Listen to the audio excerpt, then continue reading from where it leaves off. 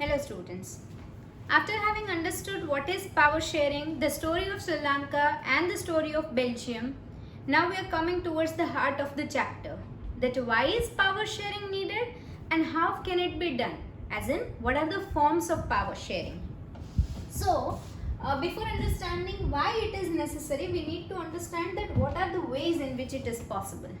So students, this is one of the most important question of your syllabus of your chapter, which is most probably going to be asked in board in a very higher side weightage of marks. So understand it. You can draw like this in the paper and thereafter produce the explanation, which will really make sense. The first one is vertical, the second is social group, then horizontal and political parties. So any form out of these can be used in sharing power. It's like if I want to go to some place which is quite nearby to my house, there could be many ways. Either I could go straight, or I can take left and then go, or then I can take a right and then go straight and then again go left. At any point of time, in any which ways, I'm going to reach to my destination. Even Google helps us, right, with various ways. Likewise, if you want to govern your country, you can govern it in many ways. There are many forms of power sharing. Here we are given with the first form, what we call as vertical power sharing. Vertical is also known as federal. Federal means level. Your very next chapter, federalism, will teach you in depth regarding the levels of governing a country. Here the first vertical way of power sharing says that in any country, the Prime Minister has maximum power, maybe Prime Minister, maybe President, as in the top authority. Then the power is divided with the heads of every state. In our country we call them as CM, Chief Minister, and then because CM also cannot reach everywhere because the state territory happens to be very vast, so then it is divided to the local governments.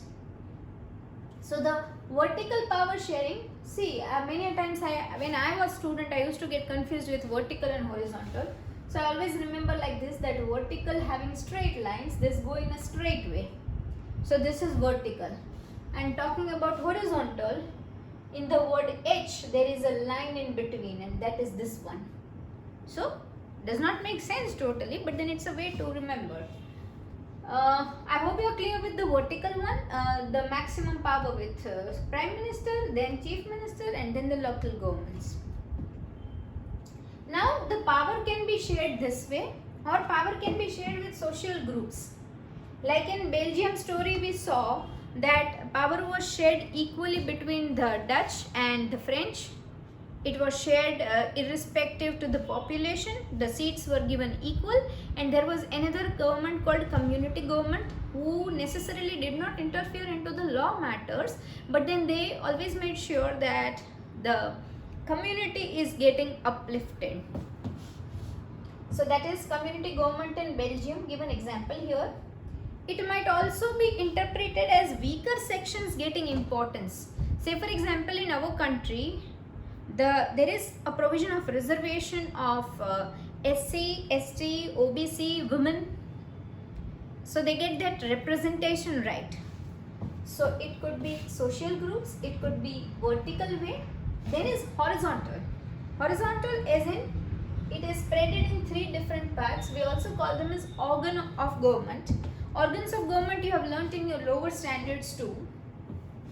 There are three types of organs in Indian democracy: the lawmakers, the law implementers, and those who do not follow this, the punishers. So it's legislature, executive, and judiciary. What legislature does, we have upper house and lower house, right? The Rajya Sabha and the Lok Sabha. In execution, again it is like this. There is a central government. The central government gives certain powers to the state government. State government passes it on to the local government, and that's how it is divided, so that the implementation, the execution goes well. So that's the role of executives. Then the judiciary. In any country, it is not expected that every citizen will always, be very clear with the norms, will always follow the norms. There would be people who won't understand it, who won't follow it. So they punish.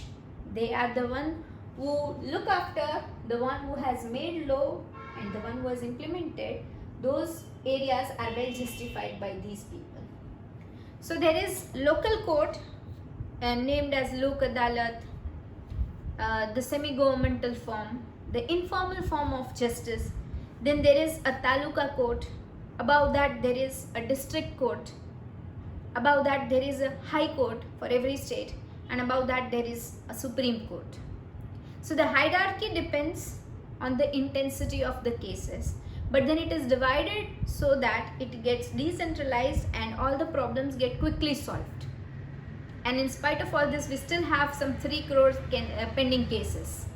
So we have more population, and the number of courts, number of judges, they fall short, and most importantly, number of people committing crime, number of cases getting filed is going higher. So this is a legislature, executive and judiciary. So power can be either shared in a vertical form, it can be formed in social groups, it can be given to horizontal groups. Now the fourth way is quite interesting. It's not there in our country, so it will sound quite different. Political parties or pressure groups can run a government. If I say that I have a ball, and in ball there are chits, and each chit has a name of a state. Now all the political parties have to come together and each one has to pick up a chit. If say for example BJP picks up a chit and it is written UP, then UP belongs to them. So they have to run that state. If Congress withdraws and if it is Gujarat, then Gujarat will be run by Congress. What if it happens like that? Does not sound sensible, right? But it is one of the way in which power sharing can be done, whereby the political parties mutually decide the number of states that they will run in, or even the pressure groups. Your next chapter, which is actually cancelled one, explains what are pressure groups. Those influencing people who can put pressure to government. They are the influencers. They are the pressure group people. Their leader will also get the key role in politics. So we have 4 ways in which power can be shared. The vertical and horizontal sounds quite clear because we actually see them in our country. It is practiced and we have been learning regarding it since years. Another one would be social group, just the way Belgium story said that they had a community government. Even we more or less practice it. How? We practice it by giving proper representation to the backward castes, backward classes, and even to women. So in order to bring them forward, in order to give them recognition, we do that. So these are the forms of power sharing. And there is one more corner question, or maybe a 3-mark question many a times that is asked in board, is why is power sharing desirable? Why we have got to share this power? Is it not good if only one person runs the country?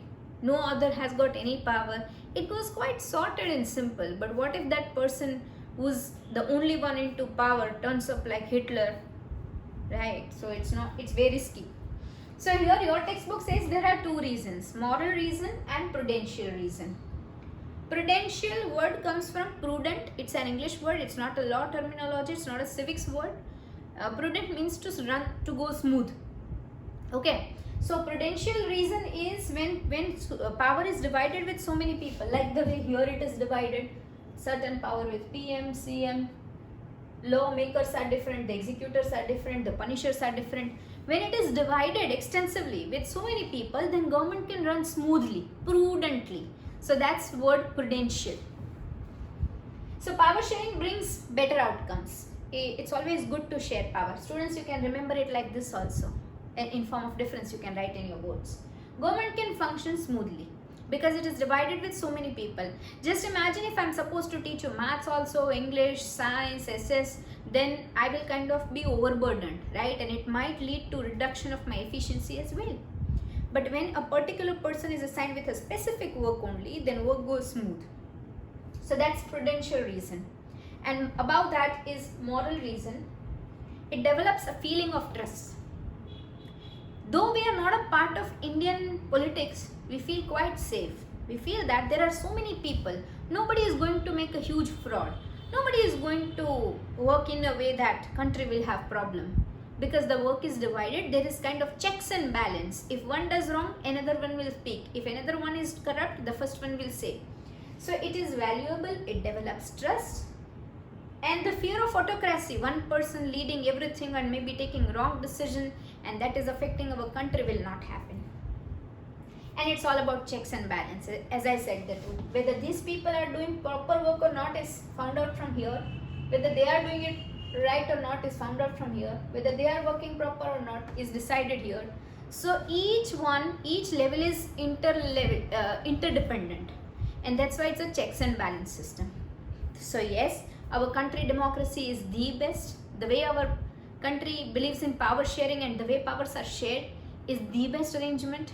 Ultimately, it depends on the people who get the power shared, what they do with their power. Right, children? So I hope that you are now clear with the forms of power sharing and why is power sharing desirable. See you in the next class with the chapter Federalism. Bye bye. See you then.